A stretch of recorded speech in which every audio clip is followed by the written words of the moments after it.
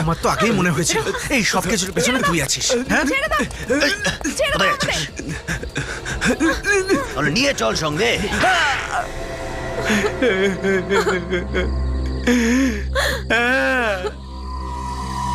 আমি করেছি ভিকিকে খুন, কেননা আমি ওর ওপর প্রতিশোধ নিতে চাইছিলাম।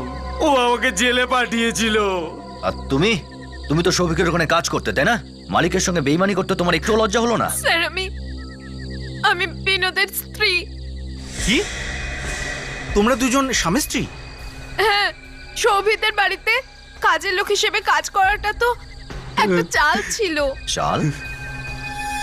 কিসের চাল? হরিশকে জুয়াতে হারানো খুবই কঠিন।